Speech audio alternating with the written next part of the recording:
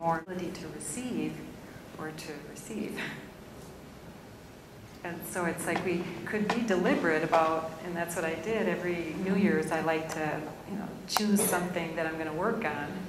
And one year it was to kick the word why out of my vocabulary and my thoughts. Because it was such a stimulator of thought, not in a great way of thought. It wasn't like being great reflective thinking. It was the little personal mind getting in the way of my receiving. And so then there's also, when people, we get afraid of what other people will think. Isn't that a big one? Some of you are more resolved to that here because this provides a community to be in the woo-woo or the other formless spiritual realms without, judgment or contradiction. But when you look at that, then to be able to access your higher purpose, your personal purpose has to have some mastery. So you start mastering some of these things in your personal life so that you can be a channel to be able to transmit or transmute energy or to encourage people. And so many times it's just the simple things that we're doing that we could raise our consciousness about. So like, for me, one of the things, I don't do a lot of sugar, because if I do a lot of sugar, I get too stimulated. So last night, I had 2 desserts. Hence the dark circles today, because it was a short night. So very simply, if I want to be rested, then I have to not do that. If I want to feel more relaxed, then I need to not overschedule myself. Simple. Not easy, simple.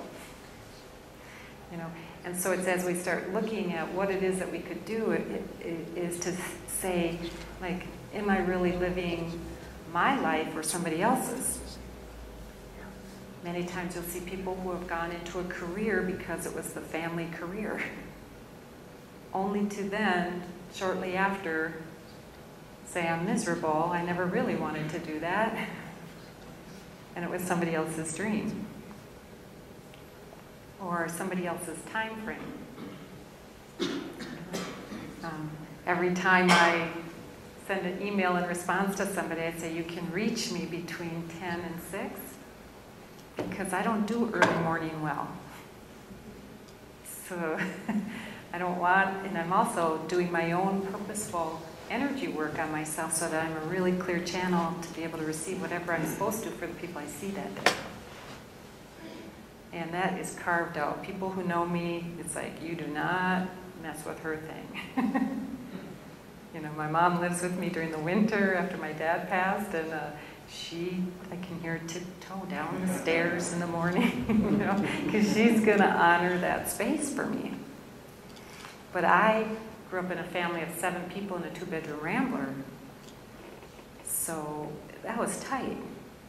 And to be a high sensor, I was always in everybody else's energy.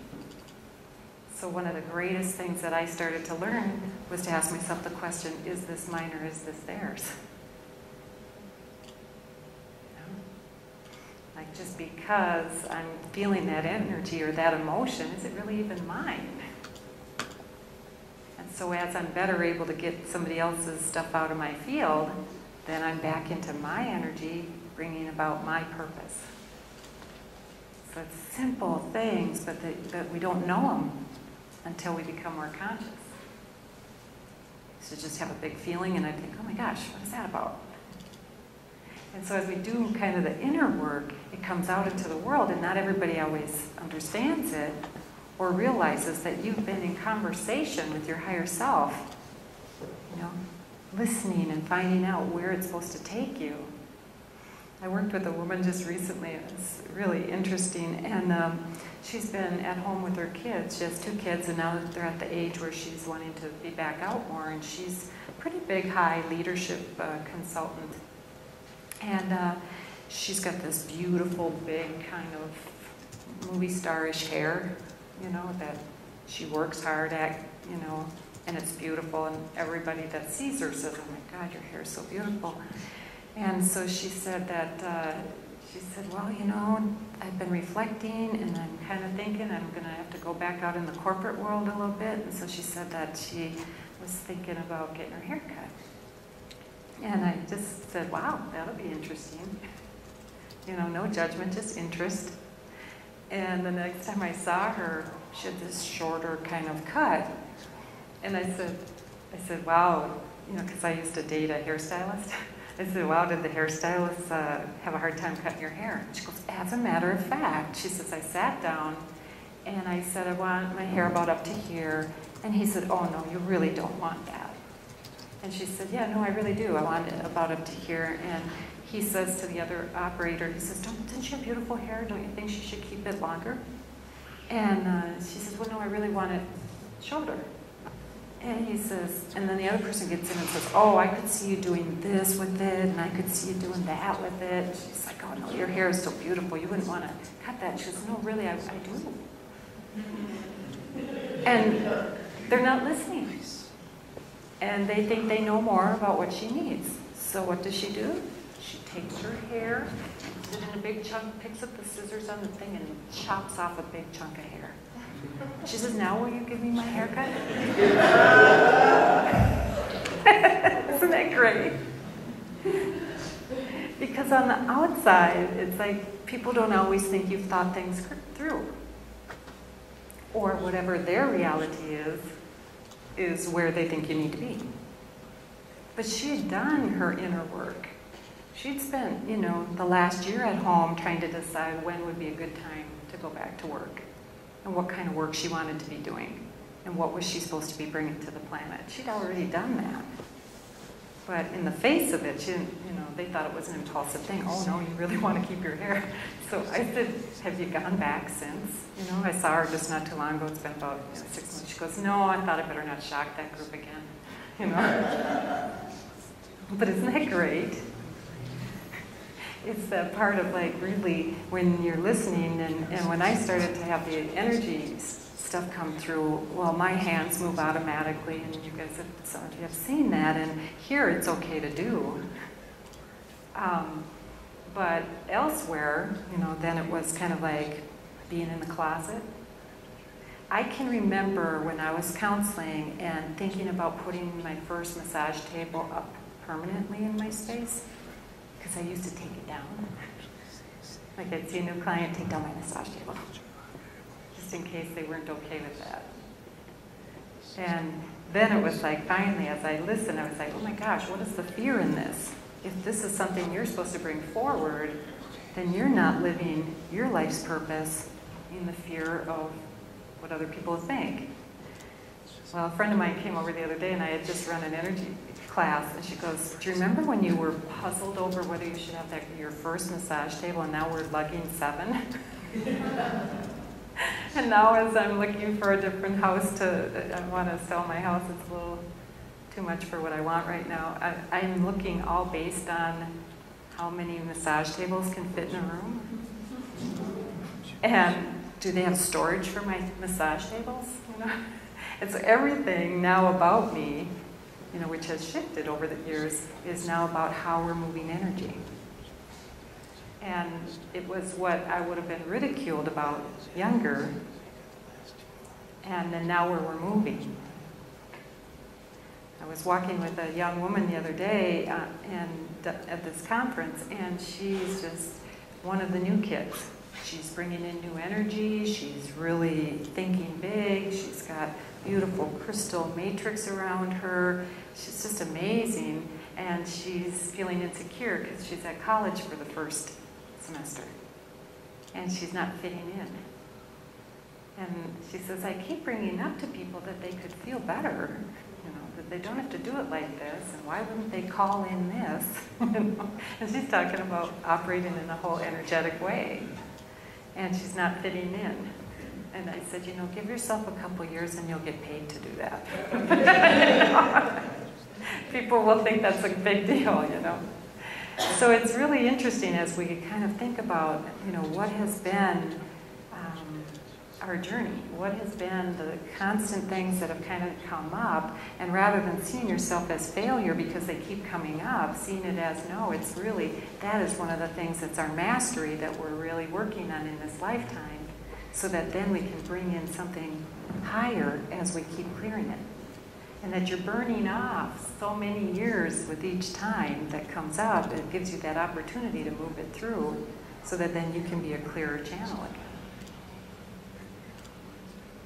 Doesn't that feel good? That feels real different than like, oh my God, I must have the biggest problem with this. I must have the biggest blind spot. I obviously don't get this, or people must think I'm this, or that's that active personal mind. So to be deliberate is, is this in my time frame or yours? Is this your emotion or mine? Am I in your energy? Am I in your dream? Am I holding space in the way I want to be?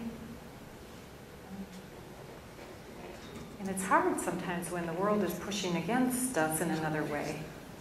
Like I have trouble with the technology because of the energy. So everybody's like, well, just email me. Oh, God, My phones are going out at least twice a week, And it's like, it's a challenge. So it's not that big a deal, Cyndi. Oh, that would be your thought. So that's your thought. But thank you, come on over and do it. And so people a lot of times will help me because it's more their gift. And I'm okay with that. It's like being okay with the things that are not your thing. And in that, then you give yourself more permission and more space to be what you are about. And then when we bring that out into the world, who do you gravitate towards? What are the people, what do they look like, the people you gravitate towards?